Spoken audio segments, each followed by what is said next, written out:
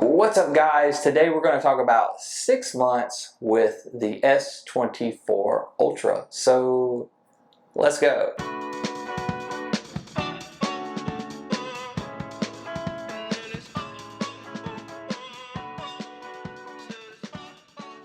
Hey, in true form of fashion, if you have not done it already, jump down there, hit that subscribe button. If you've done it, you're awesome. And today we're going to just do a quick talking head video about 6 months later with the S24 Ultra. Do I feel the same? Is it still the powerhouse it was? We've got new Pixels out there, we've got new folding phones out there, we've got new Motorola phones out there, iPhone right around the corner. Yeah, let's go. So, still love the design. I've seen the rumors of the S25. I think they are improving on every area of this phone that you can without losing this iconic look. Thank you, Samsung, for keeping that. But yeah, still the same thing. I mean, it's a big phone. And any way that you can take this big phone and make it feel more compact, more sleek without losing this rectangular, squared off, boxy design, I'm here for it.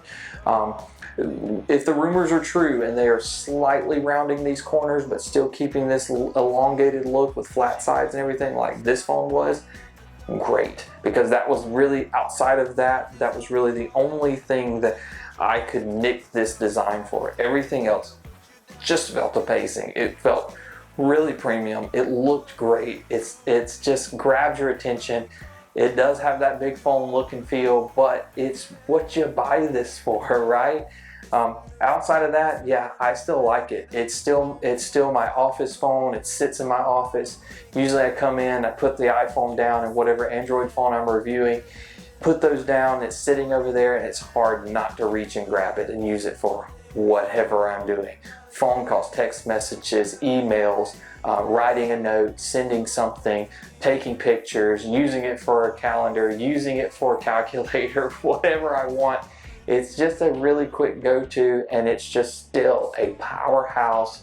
Great battery life, great screen. The haptics still feel like the best on the market. It just feels like it gets better and better every time you grab it, and I am still, to this day, absolutely smitten, I'm gonna use that word, with this device, how good it looks and feels in the hand. Performance, battery life, it is still a king, and I know it may get beat in tests and all these things, but day-to-day life, using this on a regular basis, it's outperforming nearly every other device that I have. That's OnePlus Open, that's Z Fold 6, that's iPhone 15 Pro Max, that's OnePlus 12 that I had, that's the S24 regular that I had.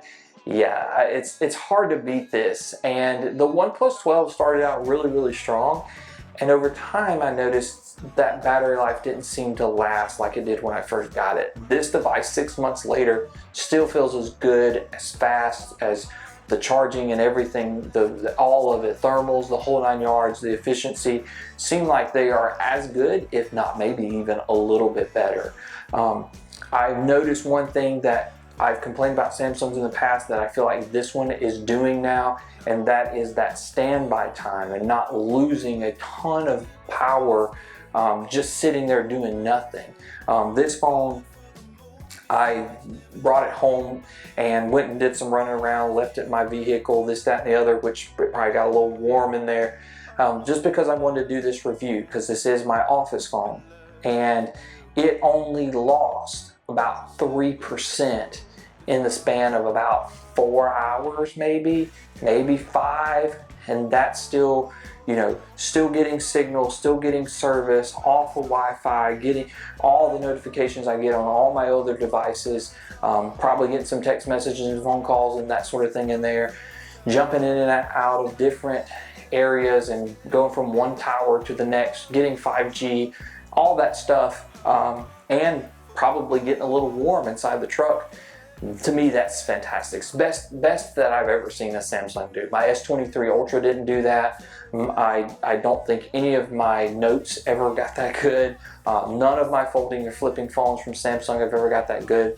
So yeah, I know that this phone has not been as efficient as the 23, But Samsung's learning algorithm with their software and how efficient they do combined with Snapdragon, gives you a phone that keeps learning you, keeps learning what you need, keeps learning how to take care of you on a daily basis, and I'm here for it. So battery life is still great. I still love the design. It still has a few little flaws, but overall it's really, really good. I miss how great this screen is. I miss how good these haptics are. I just miss how good these speakers are. And then there's the cameras that I feel are still lacking. After using Z Fold 6 for a month, I'm kind of like, I don't feel like I'm getting that premium camera experience here still.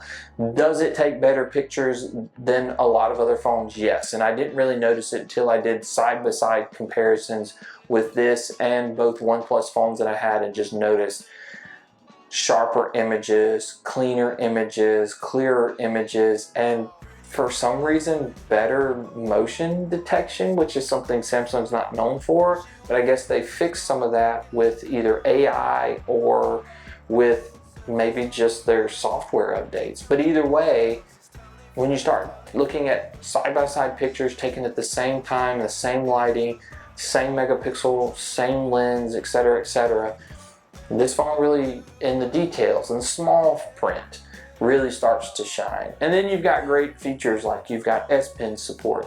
You've got 45 watt charging here, not the fastest, but better than 25 or 35, which comes on a lot of other phones.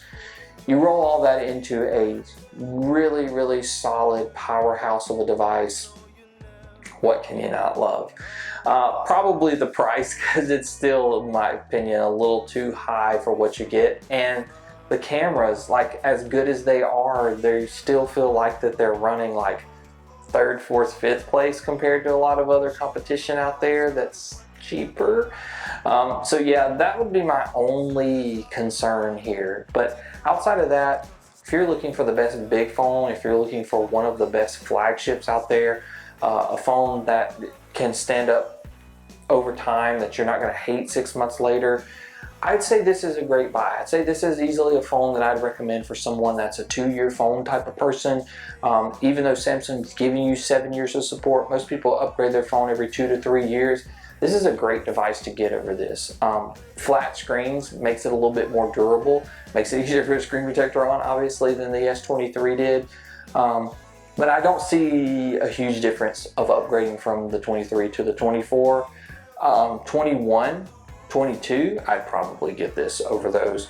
Or if you're a lower S tier, maybe you didn't like your Pixel 6 Pro, 7 Pro, if you're ready to move from iPhone over to something else, I normally say Pixel, but I'm going to say here because I feel like you're going to want the power that you get from an iPhone, and I don't think you get that on a Pixel. Everyday users, you won't notice a difference, so I can't really talk to you, but tech people and power users, yeah, you'll probably want this over a Pixel. Pixel probably looks a little better, probably has a little bit better photos, maybe, but just versatility. And Samsung has gotten a lot more consistent with their photography now. Their processing's better, it's more reliable. So yeah, it's almost hard to argue that anymore as well. So yeah, great phone, great 6 months, still recommend. Thanks guys so much for watching. Keep in tune, keep in touch, hit that subscribe button, comment below. What do you think about the S24 Ultra? Has it held up over the year? Is it the best phone of the year? If you believe in such things, let me know in those comments, and we will see you next time.